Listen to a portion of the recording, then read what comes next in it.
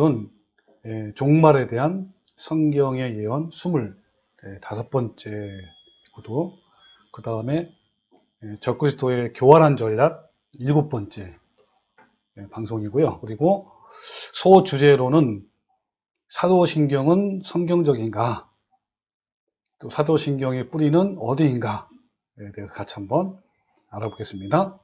오늘 말씀이 요한계시록 10장 5절 말씀 같이 함께 읽을까요? 시작.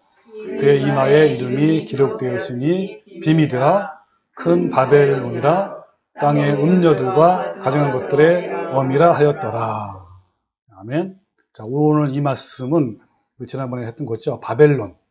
이 바벨론 교회가 어떻게 생겼는지, 바벨론 종교라는 것이 과연 뭔지 우리가 계속 알아봤는데, 여러분 그 사도신경이라고 혹시 들어봤어요?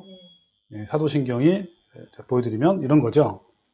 옛날에 많이 했던데, 전능하사 천지를 만드신 하나님 아버지를 내가 믿사오며 그의 아들 우리 주 예수를 믿사오니 하면서 쭉 나가다가 거기 나오죠. 이때쯤에 거룩한 공예와 성도가 서로 교통하는 것과 그 맨 나중에 영원히 사는 것을 믿사옵나이다. 아멘. 이것을 우리가 암송을 해가지고 예배할 때 이제 신앙 고백을 한다 하면서 이 사도신경을 같이 이렇게 고백을 했잖아요. 그죠?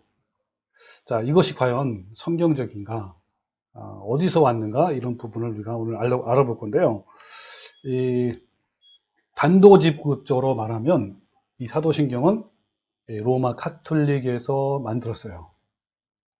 카톨릭 교리 사전에 보면 사도신경이 어떻게 밝히고 있는지 우리가 알 수가 있는데, 이런 뜻입니다. 신경이란 사도신경할 때의 신경, 이 무슨 말이냐면 우리가 믿어야 하는 신앙 개조라는 뜻이에요.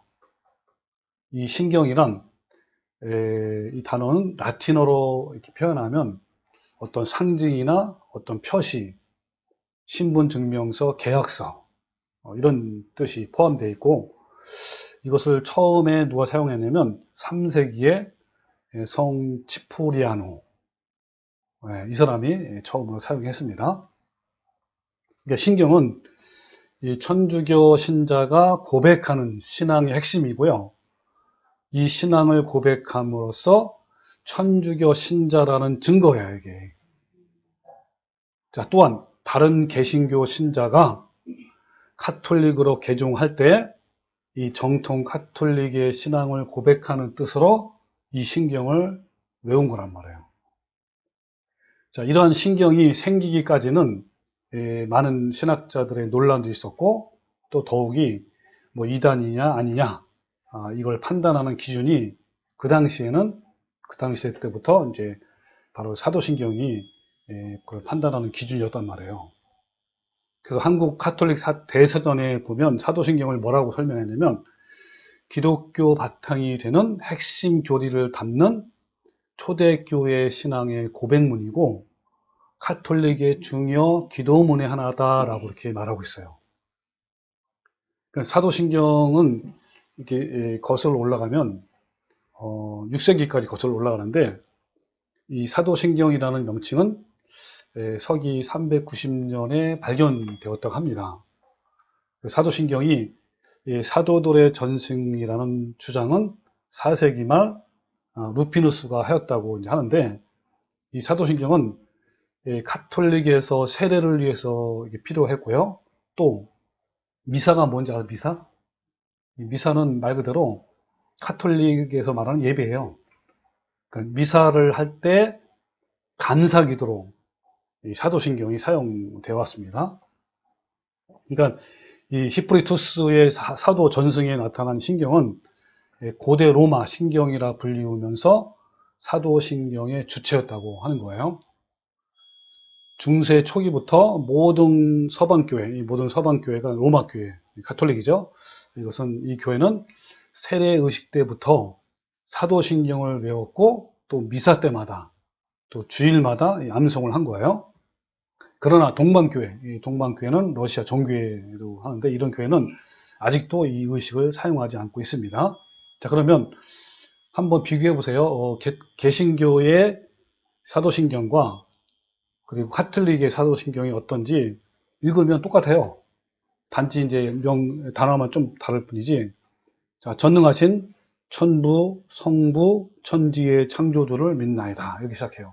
그 외아들 우리 주 예수 그리스도 성신으로 동정녀 마리아께 잉태하시고 본도 빌라도 치하에서 고난을 받으시고 똑같죠, 그죠? 십자가에 못 박혀 죽으시고 묻히셨으며 곧 성소에 내리시는데 원래가 뭐였냐면 지옥에 내려가셨다가 이렇게 나온 거를 이제 이렇게 바꾼 거예요. 성소에 내리시어 이렇게. 그럼 지옥에 내려가셨다가가 뭐냐면 연옥이를 연옥. 그리고 사흘 만에 죽은 자 가운데서 부활하시고 또 하늘에 올라 전능하신 천주 성부 오른편에 앉으시며 그로부터 산 이와 죽은 이를 심판하러 오시리를 믿나이다. 성신을 믿으며 여기서 거룩하고 공번된 교회. 영어로 뭐죠? The Holy Catholic Church죠? 여기 뭐라 그랬죠? 캐톨릭 처치. 예, 캐톨릭 교회라고 했단 말이에요. 그리고 모든 성인의 통공이 뭐냐면 The Communion of Saints죠. 예, 성인들의 어떤 커뮤니케이션. 이런 거란 말이에요, 통공이. 그러니까 뭐냐면 이 통공이 세상이나 천국이나 연옥에 있는 모든 성인들의 공로와 기도가 서로 통한다는 교리를 말해요, 통공이. 이것을 믿는 거고 죄의 사함과 육신의 부활을 믿으며 영원히 삶을 믿나이다. 원래는 뒤가 있었어요. 우리 개신교에도요 이걸 있었어요. 근데 뺀 거죠. 뭐냐면 이 신앙 고백을 반대하는 자들에게는 저주가 있을지어다. 아멘. 여기까지 했단 말이에요. 예, 똑같아요. 그래서 이런 사도신경이 중심이 되는 경우 보세요. 개신교 사도신경에 이 거룩한 공예가 더 홀리 캐톨릭 처치죠. 그 다음에 성도가 서로 교통하는 것을 아까 더 커뮤니언 세인트를 이렇게 이제 한 거란 말이에요. 번역한 건데 똑같아요. 카톨릭 사도신경도 거룩하고 보편된 교회가 바로 아까 말한 더 홀리 캐톨릭 처치. 또 모든 성인의 통공이 똑같단 말이에요. 이렇게 그러니까 말을 바꾼 거죠. 조금씩 우리나라 이제 번역하면서 캐톨릭이라는 쓰면 안 되니까 그걸 공예로 이제 쓴 거란 말이에요. 이런 식으로. 그래서 이 거룩한 공예는 영어의 The Holy Catholic Church를 이 거룩한 공교회로 번역한 건데 이 캐톨릭이라는 뜻이 우리 지난번에 얘기했죠. 어떤 뜻이라고 했죠? 캐톨릭은 보편적인, 세계적인, 뭐 우주적인 이런 뜻을 포함한단 말이에요.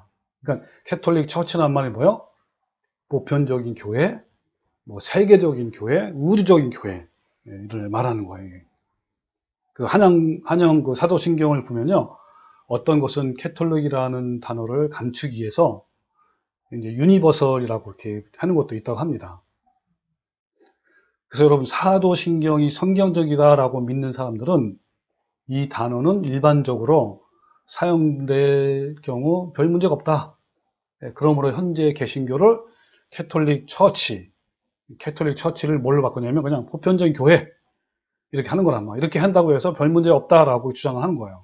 그러나 사도신경이 쓰여진 배경을 살펴보면 이런 보편적인 의미로 쓰여진 것이 아니라는 것을 누구나 다 알 수 있다는 것이죠.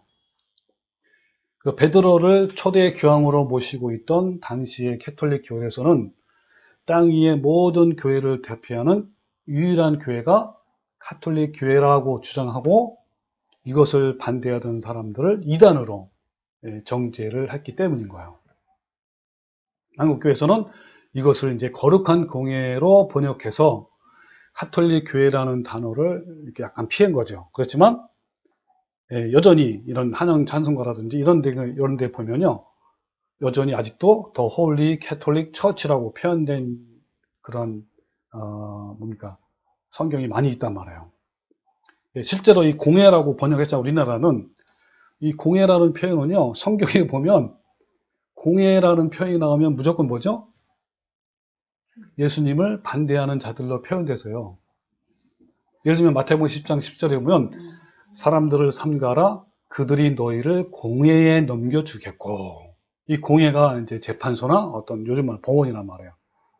예, 그 유대인들의 거기서 그들이 거기서 채찍질을 하리라 그랬단 말이에요. 예, 항상 예수님을 반대하는 그런 세력들이 모이는 곳이 어디예요? 공회란 말이에요. 공회. 그걸 쓴 거란 말이에요, 여기. 또 마태복음 26장 59절에 대제사장들과 온 공회가 예수를 죽이려고 그를 칠 거짓 증거를 찾으매 그러잖아요. 그래서 이렇게 됐고, 또 그 다음에 또 성도가 서로 교통하는 것의 원문이 아까 뭐라 그랬죠?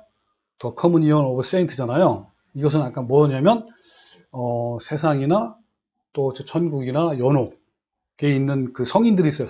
성인들이 어떤 기도라든지 공로 이런 것들이 서로 통한다는 교리를 말하는 거예요. 그러니까 많은 사람들이 사도신경에서 이 성도가 서로 교통하는 것을 모든 세상의 성도들이 서로 영적으로 함께 교제하는 것으로 잘못 알고 있단 말이에요. 원래는 그게 아닌데 천주교에서 말하는 이런 그 뜻이 그게 아니란 말이에요. 그러나 여기에 성도는 믿는 성도들 일컫는 말이 아니라 죽은 가톨릭의 성인들을 말하는 거예요. 그래서 원래 이 말은 본래 성인의 공통을 믿으며라는 거예요. 말 그대로. 이 성인은 살아있는 성인이 아니라 죽은 성인들 말하는 거죠. 그러니까 로마 가톨릭의 교회는 이것을 성자 숭배의 근거로 삼고 있고요. 산자와 죽은 자가 교통하는 이런 교리를 근거로 삼고 있단 말이에요. 자, 이러한 신앙 고백으로 인해서 가톨릭 교인들은 지금까지도 죽은 자들의 이름으로, 즉 성인의 이름으로 기도하고 봉사하고 헌금을 해요. 여러분, 성경적인 의미의 성자와 성도는요, 죽은 자가 맞아 안 맞아요? 죽은 자가 아니라 뭐죠? 예수님을 믿는, 구주로 믿는 성도, 신자를 말하잖아요. 근데 가톨릭의 성자는 죽은 지 오랜 세월이 경과한 뒤에 특별히 그들의 심의를 거쳐서 추대하는 거예요. 그걸 뭐라고 그러냐면 서품이 된다. 서품. 네, 그것을 서품이 돼서 성인으로 추대하는 거예요. 이렇게. 그러면 그 사람이 이제 성인이 되는 것이고, 그리고 그 성인의 이름으로 기도하는 것도 다 허용을 한단 말이에요.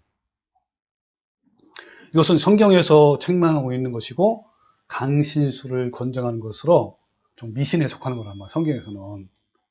자, 볼까요? 한번 신명기 18장 9절에 보면 내 하나님 여호와께서 내게 주시는 땅으로 가거든 너는 그 민족들의 가증한 행위를 본받지 말 것이니 그의 아들이나 딸을 불가운데로 지나가게 하는 자나 또 점쟁이나 길흉을 말하는 자나 요술하는 자나 무당이나 진언자나 신접자나 박수나 초혼자, 이 초혼자가 바로 약간 그런 거란 말이에요. 성인들 보는 거를 너희 가운데 용납하지 말라 그랬죠. 그러면서 또 이사야 18장 19절에 어떤 사람이 너희에게 말하기를 주절거리며 속살거리는 신접한 자와 마술사에게 물으러 하거든 백성이 자기 하나님께 구한 것이 아니냐? 산자를 위하여 죽은 자에게 구하겠느냐? 그러죠? 구하겠단 말이야? 아니면 구하지 말라는 거야? 구하지 말라는 거죠. 그죠? 네. 죽은 자에게 구하는 것은 정말 거짓되고 가증한 죄란 말이에요. 분명히 성경은 이렇게 금하고 있는데 얘네들은 이 성인들을 기도하고 성인들을 헌금하고 한단 말이에요. 그래서 이 트렌토 회의에서 이 결의한 이 교리는요, 그리스도와 함께 통치하는 성인들이 인간들을 위해서 하나님께 기도를 올리고 있다라고 이렇게 표현을 하고 있는 거예요. 그러니까 오늘날 뭐가 비슷하냐면 크리스마스 날에 이 산타클로스에게 선물을 달라고 막 기도하잖아요, 어린애들이. 그런 거와 똑같은 그런 모양이라는 거죠. 이 사도신경이라고 하지만 이 역사적으로 살펴보면 사도들이 기록한 것이 아니기 때문에 여러 차례 수정하면서 변형되어 왔고 또 가톨릭의 교리가 부분적으로 표현되어 있고 또 외우기 위해서 만들어진 것이 아니라 이단의 판별을 위한 것이라고 이렇게 합니다. 오늘날 대부분의 교회들은 여전히 주일 예배 시간에 사도신경을 하지 않는 교회를 이단이라고 정죄할 정도로 굉장히 중요시하고 있고 이걸 하고 있어요. 네, 그 뿌리를 모르고 이것은요 정말 성경을 모르는 무지한 처사인 거예요. 사도신경을 예배 시간에 암송하지 않는다고 이단이라고 하는 것은 정말 어이없는 거죠. 우리는 이 문제에 대해서 심각하게 고려하지 않으면 안 될 겁니다. 사도들의 신경은 예수님 당시에 사도들이 만든 신경이 아니라는 것은 누구나 다 아는 사실이에요. 한국 교회가 영어로 된 사도신경을 한글로 번역하면서 어떤 카톨릭적인 교리 부분을 삭제한 것이 바로 오늘날 한국 교회의 사도신경입니다. 아까 말한 거룩한 공예를 아까 원래는 뭐였죠? 또 Holy Catholic Church를 바꾼 거란 말이에요. 또 사실상 공예란 것은 로마 카톨릭을 뜻하는 건데 오늘날 모든 개신교에서 주일에 암송하는 그 사도신경은 자신도 모르는 사이에 매주마다 결국은 뭐를 선포하는 거야? 카톨릭을 공인하는 거고 카톨릭을 받아들이는 그걸 선포하는 꼴이 된 거야 지금 현재. 그리고 모든 성인의 통곡을 믿으며 라는 말은 성도들이 복음 안에서 진실한 말씀과 믿음의 교제가 아니라 로마 카톨릭에서 죽은 자들의 성인들까지도 교제와 교통한다는 뜻이므로 하나님 말씀과 정면적으로 위배가 되잖아요. 그래서 개신교에서 고백하는 사도신경 중에 성도가 서로 교통하는 것과 라는 말은 성인들과 통공해서 유리한 단어임에도 불구하고 많은 개신교들이 주문 외우듯이 외우고 있단 말이에요. 그래서 결론을 얘기하면 이 사도신경은요, 이그나티우스가 교회를 카톨릭 교회라는 명칭으로 바꿀 때부터 시작되어 온 세례식 고백문이에요. 그래서 사도신경의 작성은 이 사도가 썼거나 만들었던 것이 아니고 성경 어디에도 암송하라는 구절도 없어요. 이 로마 카톨릭에서는 사도신경을 미사나 뭐 세례식 때나 신앙 고백하는 것으로 사용되어 왔어요. 그래서 로마 카톨릭에서 실시자는 뭐 성모 마리아를 숭배하고 연옥을 믿고 화채소를 주장하고 뭐 고해 성사를 이렇게 이런 것들을 기독교가 여러분 할 수 없잖아요, 그죠? 그것처럼 사도신경도요 로마 카톨릭 교리에 포함되기 때문에 똑같이 할 수가 없는 거예요, 사실은. 또한 그 유래와 전통에 있어서 뿌리가 로마 카톨릭이기 때문에 사도신경은 그대로 암송할 필요가 없습니다. 그리고 정확히 성경에서 언급되어 있거나 아니면 사도들이 직접 가르쳤다고 또 작성했고 명령했다는 근거가 전혀 없어요. 그렇기 때문에 우리는 굳이 예배 때마다 암송할 필요가 없어요. 사도신경은 용어에 있어서 성경적이지 않습니다. 본래 사도신경 초기에 모체였던 로마 신조에는 거룩한 교회로, 즉 더 홀리 처치로 되어 있었으나 나중에는 어떻게 바뀐 거예요? 더 홀리 캐톨릭 처치로, 즉 거룩한 카톨릭 교회 이렇게 이제 바꿨단 말이에요. 그러기 때문에 종교 개혁자들이 저그리스도 세력이라고 부르는 단체를 개신교 강단에서 그것을 뭐 암송하거나 할 필요 없다는 거죠. 여러분 캐톨릭이라는 것을 분석하면요 두 가지 단어를 합친 거예요. 캣 플러스 토릭이 아니라 홀리, 캣 홀릭 이걸 합쳐서 캐톨릭 이렇게 한 거예요. 그럼 캣이라는 것은 뭘 말하냐면 그 산스크리어라는 어원에서 출발한 거고 이것이 헬라어로 거치면서 어떤 뜻을 의미하냐면 어머니라는 뜻을 가진 단어예요. 어머니, 캣이. 그 다음에 홀릭, 그 톨릭인데 홀릭이라는 뜻은 원래 근본 의미는 우리 전에 배웠던 바벨론의 여신 누구죠? 세미라미스. 아시죠? 세미라미스. 뭐 성경에서 말하는 뭐 아세라, 뭐 아데미상, 뭐 아스타롯 이런 것들이 이제 여신 아닙니까? 그 세미라스 여신에게 바쳐진다라는 뜻이에요. 따라서 가톨릭이라는 단어는 뭐요? 여신 세미라스에게 바치다라는 뜻이 들어있는 용어란 말이에요. 그렇기 때문에 사도신경에 넣어서는 결코 안 되는 거죠. 성도가 서로 교통하는 것과라는 용어도 원래 성인들과 통공하는 것이라는 로마 가톨릭의 죽은 성인들과의 교제까지도 포함하고 있는 내용이란 말이에요. 그래서 우리 성도들은 거듭난 성도라고 가르치지만 로마 가톨릭의 성자는 죽은 지 오래된 후 이 서품에서 주는 성인이기 때문에 전혀 성경적이지 않습니다. 그 다음에 이 사도신경을 가장 중요시하는 것이 로마 가톨릭이에요. 이들은 얼마나 중요시하는지 매번 미사 때마다 무슨 의식 행할 때마다 항상 이거를 외운단 말이에요. 근데 그거를 우리가 그대로 따라오고 있어. 전혀 성경지도 않는 거를. 그래서 이게요, 이들은 어떻게 하냐면, 이 카톨릭 주교 레오는 이렇게 얘기해요. 아무도 이 교리를 무지하도록 허용해서는 안 된다라고 했고요. 이 막시무스라는 이 사람은 주교는 사도신경의 무지한 신자는 믿음의 적으로 간주했고, 또 나가서 토마스라는 사람은 사도신경의 고의로 무지하면 죽음에 이르게 해야 한다고 주장한 거예요. 그러니까 참된 우리 성도들은요, 원칙적으로 사도신경을 형식적으로 암송해야 할 성경적인 근거가 아무도 없고요. 또한 암송하지 않는다고 해서 이단이라고 정죄하는 건 전혀 성경적이지 않습니다. 거기에 흔들리지 마세요. 여러분, 가톨릭 교리는요, 교회를 셋으로 구분해요. 우리는 두 있잖아, 그죠? 어떻게 구분하죠? 교회를 두 개. 이 땅에서의 지상교회. 그리고 또, 저 하늘나라에, 하늘나라 교회가 있잖아, 그죠? 두 가지가 미래적 교회가 있는데, 이 가톨릭은 하나가 더 있어요. 바로 뭐죠? 연옥. 그래서, 연옥이 뭐냐면, 보속을 받고 있는 자들의 무리. 이 보속이 뭐냐면, 지상에서 지은 죄 때문에 잠시 머물면서 대가를 치르는 곳이, 치르는 것. 그 치르는 곳이 이제, 아까 말한 연옥이란 말이에요. 이걸 이제, 단련교회. 지상교회, 천상교회, 그 다음 중간에 단련교회. 이 단련교회가 연옥이란 말이에요. 이 가톨릭의 주장은 이들 세 교리가 서로 기도를 통하여 통공할 수 있다라고 하는 거예요. 통공이 뭐라 그랬죠?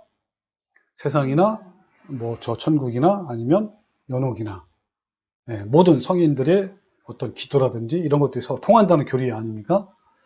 그 세상에 있는 교리가 죽인 성인들의 이름으로 자신이나 누구를 위해 기도하거나 연옥에 있는 이들을 위해 기도하면 천국에 있는 성인들이 하나님께 대신 기도한다라고 하는 거예요.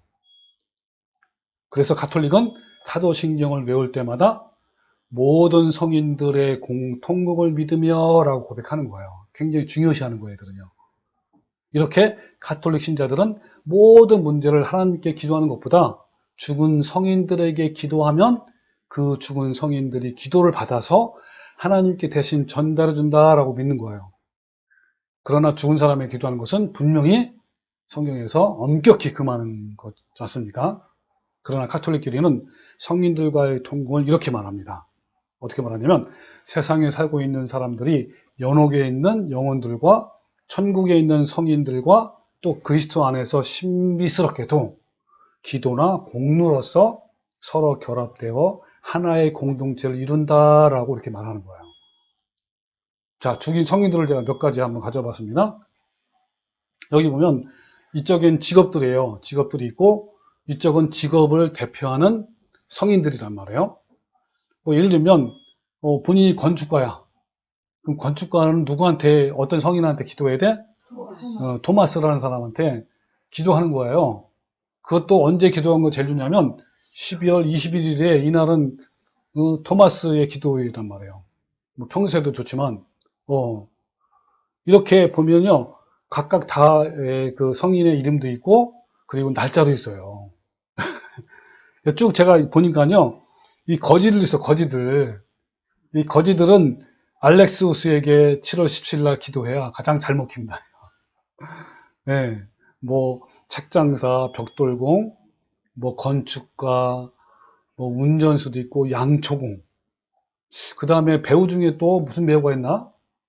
비극 배우가 있어요. 비극 배우는 이 비투선 사람이 이 성인이 굉장히 비극의 어떤 성인인가 봐. 예. 그 다음에 뭐 의사. 여러분 의사는 누구한테 기도하는 거야? 누가가 뭐죠? 직업이? 의사의 의사. 그러니까 누가. 그 다음에 안드레가 어부란 말이야, 어부. 그래가지고 어부들은 이 안드레한테 기도를 해야 된단 말이에요. 예. 그리고 뭐 꽃장수. 예, 그 다음에 뭐 주부들도 있어요, 주부들. 안내한테. 예, 그 다음에 사냥꾼도 있고. 예, 뭐 광부들이 있고, 예, 다 이렇게 날짜도 있단 말이에요. 뭐 음악가, 뭐 간호원, 화가들, 뭐 인쇄공, 뭐 이렇게. 혹시 농부건 없나? 이게 아, 지나갔어요? 아, 뭐라고요? 아까 농부관은?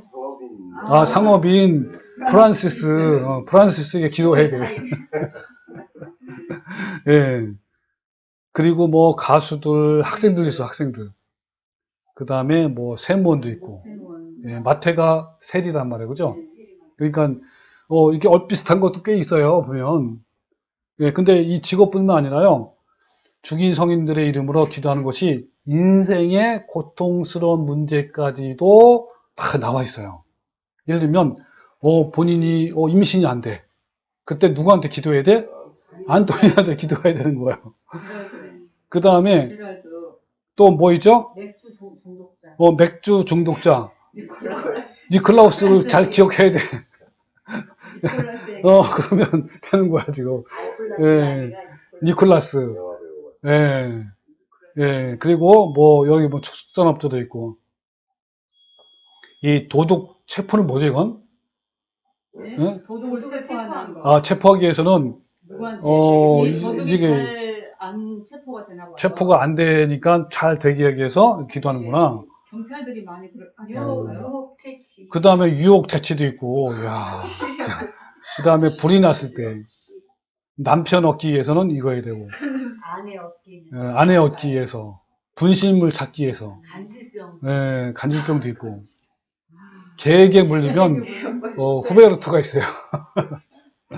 뱀이 물린 것도 있고, 그 다음에, 예, 뭐, 발병이 나면, 예, 뭐, 예, 담석증. 성당에서 지금 저런 걸 다 하는 거죠, 예.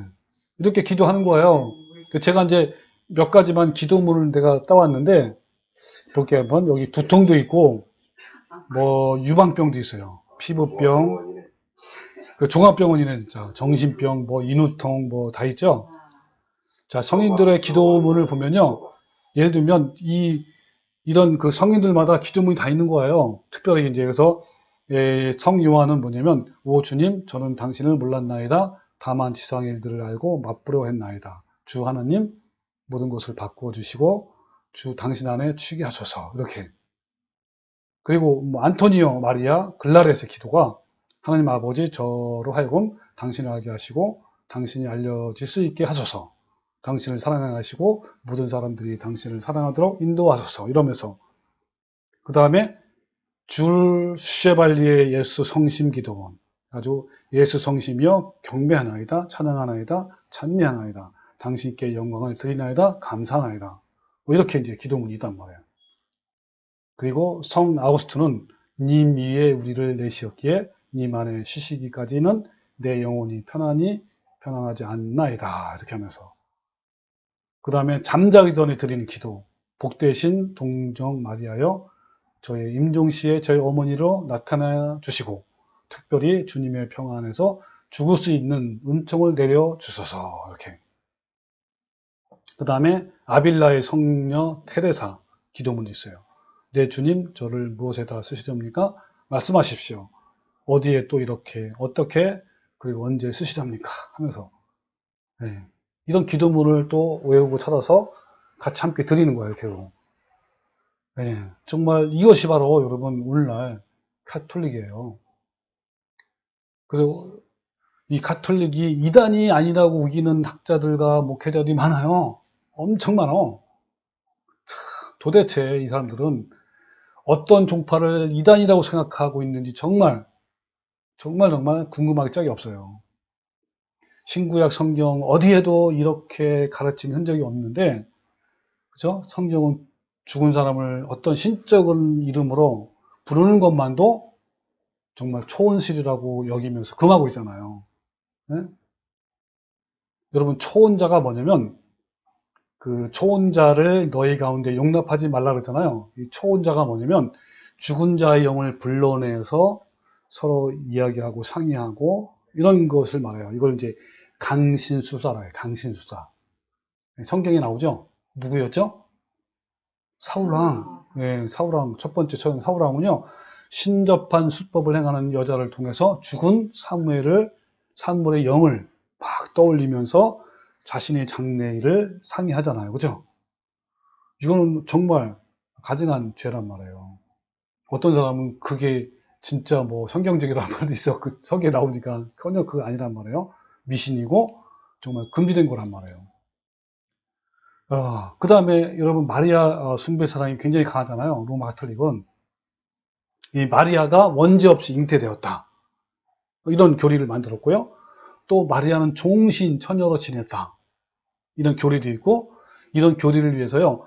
야고보 원복음서라는 가짜 경전까지 거짓으로 꾸며서까지도 낼 정도로 그걸 한 거예요. 또 마리아 부활 승천설도 만들어냈어요.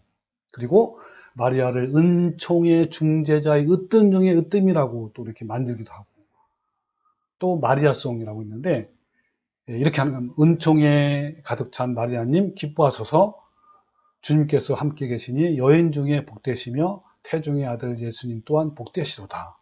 천주의 성모 마리아님 이제와 저희 죽을 때에 저희 죄인을 위해 빌어주소서. 아멘. 성부 성자 성령의 이름으로 아멘. 이렇게요. 이들은 자신의 죄가 예수님의 구속으로 사함을 얻는 것도 인식하지 못하는 거예요. 이런 마리아송에는 예수님은 여전히 아직도 마리아의 태중에 있어요. 이들의 성화 많잖아요. 그죠? 성화 속에는 예수님은 도무지 자라지 않고 항상 어린아이로 남아있고요.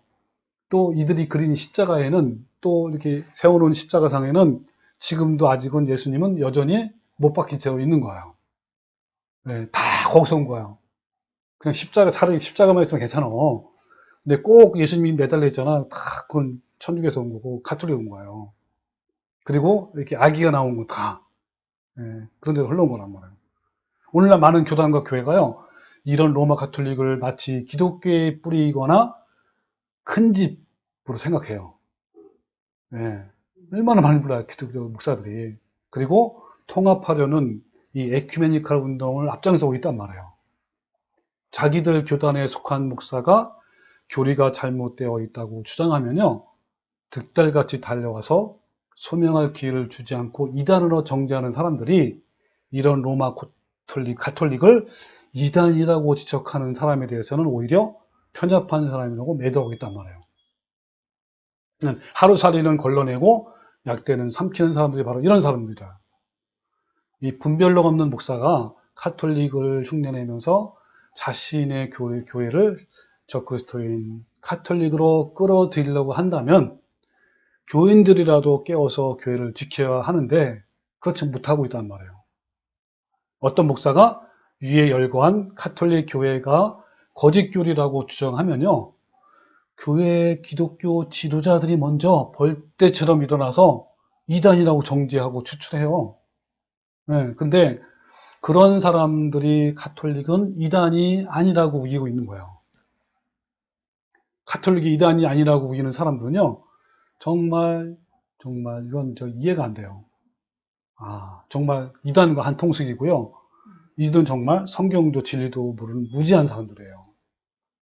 심지어 어떤 정신없는 그 목사들은요, 가톨릭이 기독교의 큰 집이라고 이렇게 말을 합니다. 정말 한심하고 기가 막힐 노릇이에요. 흔히 목사들은 이렇게 말하는 것도 잘못된 거예요. 가톨릭이 구교이고 기독교가 신교라고 부르는 것, 이것도 잘못된 거예요. 여러분, 구교와 신교라는 것이 없어요. 뭐 가톨릭은 구교가 아닌 거예요. 단지 그냥 바벨론교, 로마교 뭐 이런 거예요. 그러므로 신교라는 말도 옳지 않습니다.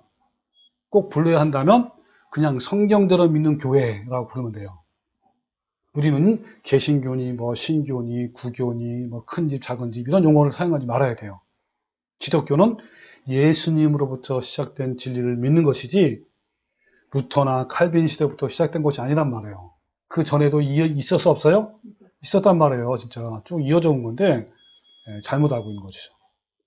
그리고 한 가지 더 할게요. 교황무우설. 그럼 교황무우설이 뭔지 알아요? 이 교황무우설이 가톨릭의 가장 큰 문제 중에 하나예요.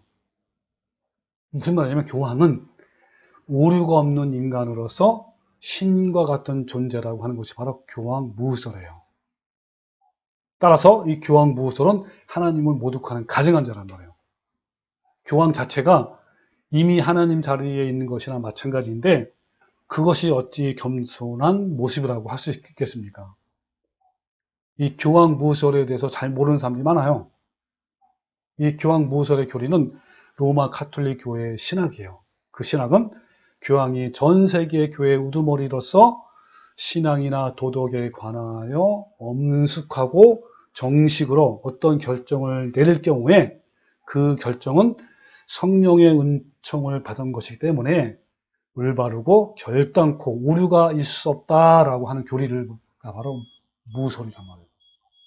이 교황무후설 교리가요, 정식으로 공표된 것이 1870년 제1차 바티칸 공의회에서 나왔어요. 그때 7월 18일 그 1차 바티칸 공의회에서 결의에서 공포한 교황의 무후설은 다음과 같습니다. 뭐냐면 로마 교황은요, 이 교황좌, 교황이 앉은 자리, 그 백보자잖아, 백보자. 봐도 지금 큰 자리 아닙니까? 예, 거기에서 어떤 교리나 어떤 말씀을 선포할 때, 즉, 모든 그리스도인의 목자로서, 스승으로서, 사도로부터 전해오는 최고의 권위로서 신앙이나 도덕에 관한 교리와 온 교회가 믿어야 할 교리를 선포할 때 성 베드로의 후계자인 교황은 하느님으로부터 도움으로부터 왔기 때문에 오류가 없다. 이것은 하나님 명령과 똑같다. 라고 이렇게 한 것이 바로 이 교황무후설의 교리란 말이에요. 따라서 교황이 교황자의 백보자에서 내린 교리에 관한 결정은 교회의 동의에 의해서가 아니라 그 자체로서의 오류가 없기 때문에 바로 결정이 되는 거예요. 교황이 말했고 누구 말해요? 하나님 말이란 말이에요. 즉 교황이 교황자에서 공식적으로 신앙이나 도덕에 관한 교리를 제정하고 해석하고 선포할 때 그 제정과 해석은 그리스도의 대리자로서 또 하나님의 특별한 도우심을 받아 결정된 것이기 때문에 오류가 있을 수 없다. 반드시 해야 된다라는 거죠. 따라서 이 공식적으로 선포된 교리는 누구의 동의도 필요하지 않으며 또 누구도 개정할 수 없고 철폐할 수 없는 완전한 진리라고 하는 선언이 바로 이 선언이란 말이에요. 이런 권한은 성 베드로를 통해서 교황에게로 왔다라고 주장하고요. 그러나 이런 주장은 성경을 완전히 곡해 해석한 전혀 다른 거죠. 교황 비옥 9세는요. 왜 이렇게 베드로의 우월성을 강력하게 말하는데요. 왜 그럴까요?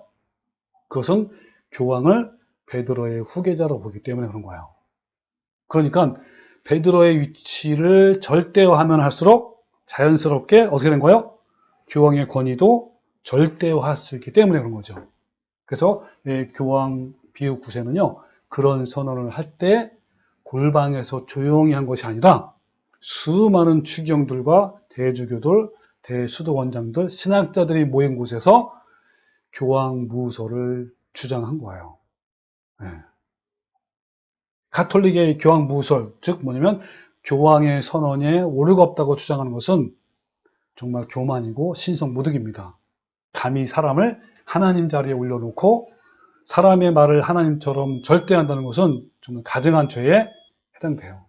그래서 이 비옥 9세 교황이 제1차 바티칸 공의회에서 열어서 교황에 대한 복종을 구원의 요건이 되도록 또 정했어요. 그러니까 구원을 받으려면 교황에 복종해야 된다라는 그 요건을 넣었단 말이에요. 그래서 이 교황은 뭐냐면 그러므로 누구든지 신성한 사도 베드로가 모든 사도들의 왕자로 임명되지 않았다고 말하는 자는 저주를 받을 것이고 또 베드로가 예수 그리스도로부터 직접 명예를 받지 않았다고 말하는 자나 또 유일하고도 으뜸이 되는 명예를 받지 않았다고 말하는 자도 저주를 받을 것이고 또한 베드로가 교회 전체의 수반, 우두머리가 아니라고 말하는 자도 저주를 받을지어다 라고 선포한 거예요. 바로 이 베드로의 후계자가 교황들인 거예요. 이렇게 당시에 막강한 권력으로 선포하는데 어느 누가 감히 그들과 맞서서 교황들이 교회의 왕자이며 수반이 아니라고 말할 수 있겠습니까? 아무도 말을 못한 거죠. 당시에 이 교리에 대해서 어떤 문제를 제기할 수 있는 상황이 아닌 거예요. 그렇게 한다면 그것은 곧 죽음과 같은 거예요. 그래서 1866년 비양 9세는 나는 길이요 진리요 생명이다라고 그리스도의 말씀을 자신에게 적용시킨 거야. 바로 교황 무설 교리는 이렇게 1870년 비후 9세 때 제정되어서 지금까지 견고해지면서 이어져 오고 있단 말이에요. 그 현재 가톨릭 교회에서 교황의 위상은요 그리스도의 대리자이고요. 또 교황청 연감에 따르면 교황은 예수 그리스도의 대리자, 베드로의 후계자, 전 세계 가톨릭 교회의 수장, 또 바티칸의 군주로 규정되어 있단 말이에요. 교황은 모든 사제와 신도들에 대해서 완전하고 보편적인 지상의 권위를 가진 이것이 바로 교황 무설의 교리입니다. 그래서 전 세계 천주교 신도들에게 교황을 뭐라고 부르냐면 파파를 파파가 아버지, 바로 성경에 나온 아버지 하나님, 그거란 말이에요. 인간이면서 거의 신에 가까운 추앙을 받는 존재예요. 그러나 16세기 독일에서 종교 개혁을 주도한 루터는 교황을 가르쳐서 뭐라고 했죠? 적그리스도라고 선언했고 지옥이 있다면 로마는 그 위에 있다라고 신랄하게 비판을 한 거예요. 자, 여러분 어떠신가요? 네, 요한계시록의 첫 번째 짐승이며 바벨론이고 음녀이고 또 적그리스도인 이 교황과 가톨릭의 정체가 무엇인지 여러분 점점점 더 알아가겠죠? 이들은요 항상 평등과 평화와 인권 등을 주장하고 외치면서 등장해요. 그러니까 이들은 평화의 사도와 의의 일꾼과 광명의 전사로 등장합니다. 많은 사람이 그 교황을 존경하고 따르고 또 신적인 사람으로 이렇게 추앙한단 말이에요. 그러나 이들은요 적그리스도이고 가장 악한 존재예요. 온갖 더러운 우상을 섬기는 가증한 곳이며 저주의 자식이고 멸망의 아들이고 불법의 사람인 거예요. 여러분 우리 모두 종교 개혁자들처럼 적그리스도의 정체를 분명히 알고 그들과 또 그들의 불법에 맞서서 저항하는 성도가 되시기를 주님의 이름으로 축원합니다. 아멘.